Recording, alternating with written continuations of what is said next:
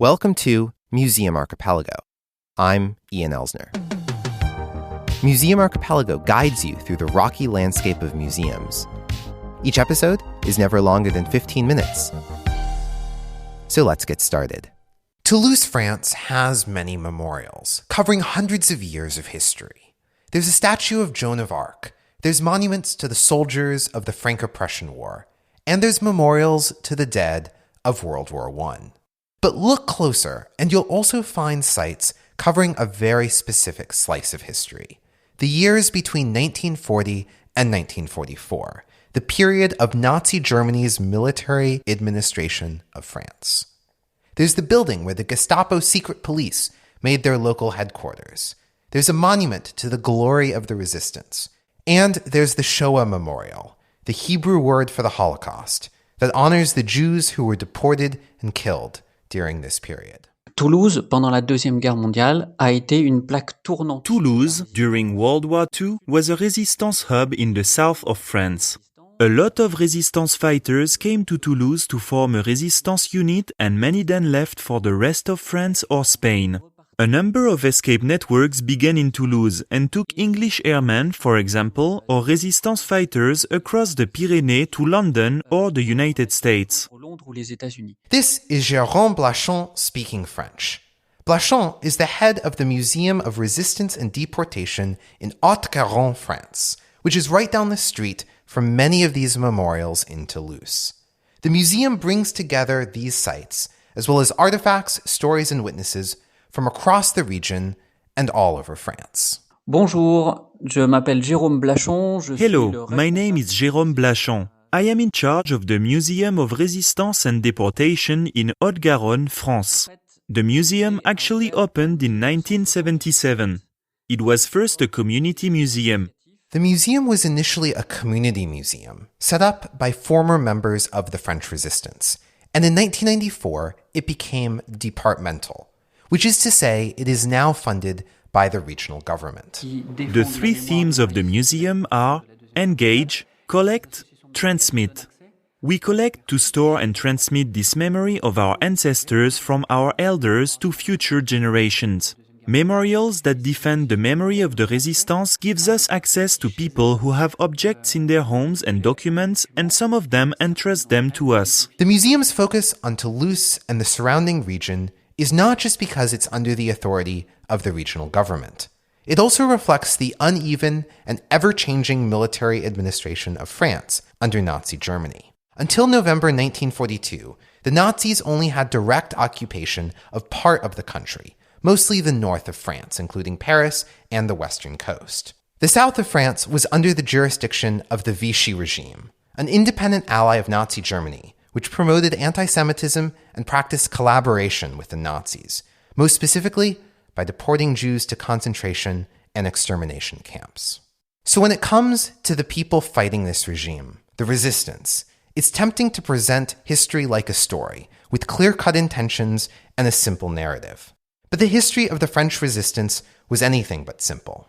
It's not like there was a single unified resistance with one single outcome in mind.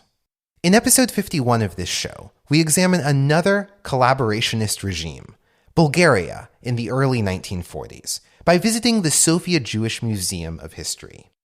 Today, one of the galleries there is named The Holocaust and the Rescue of the Jews in Bulgaria, which even the museum staff say is an overly simplistic title. Beaucoup de visiteurs ignorent en fait. Many visitors are in fact unaware of this fragmented structure of the resistance, with the Gaullists on one side and the communists on the other. So in the museum, we do indeed present the different forms of resistance. To present the complexity, the Museum of Resistance and Deportation focuses on presenting objects gathered from witnesses. These include resistance newspapers of various subgroups and photos and testimonies of those who were fighting, whether with acts of sabotage, by providing shelter to those who needed it, or even through building the logistics of feeding fighters in other parts of France. There's also catalogs, names and photographs of people deported, and accounts of reprisal attacks against resistance fighters and collaborators alike, as control of the territory ebbed and flowed. La période de la Deuxième Guerre mondiale... The period of World War II is quite complex to explain to the younger generations, who often have a rather Manichaean view, that is to say in black and white. You are either a resistance fighter or a collaborator, pro-Vichy, Nazi, that's it. You are either a good guy or a bad guy. Pro-Vichy, nazi, voilà, on est un gentil ou on est un méchant. The museum was closed for an 18-month renovation from 2018 until 2020. The renovation modernized the museum and also reflects our moment in time. Aujourd'hui, ce type de musée... Today, this type of museum has a new dimension with the disappearance of the last witnesses, since they can no longer testify in front of students, scholars, and the general public. So it is our mission to transmit this memory. To do so, we have collected and we continue to collect objects and especially testimonies. The renovated museum features 2 floors of permanent galleries and space for temporary exhibitions. Special programs are available to school kids who are encouraged to question the sustainability of the spirit of resistance, the current struggles for the preservation and extension of rights and freedoms, and the fight against inequalities. Today, it's no longer a museum run by former members of the resistance, but instead, it's focused on being the transmission to new generations. The witnesses are now 90 or 95 years old, and we continue to collect their testimonies and to project, broadcast, and record these testimonies in order to gather their precious memories and transmit them to the new generations. This has been Museum Archipelago. For a full transcript of this episode, as well as show notes and links, visit museumarchipelago.com.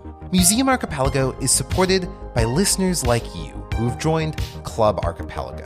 Club Archipelago members get access to a bonus podcast where we've been doing in-depth reviews of how museums are portrayed in movies, TV shows, and even video games. If you can't get enough of how museums shape our lives, join Club Archipelago today by visiting jointhemuseum.club. And if you don't feel like it, that's totally cool too. Thanks for listening. And next time, bring a friend.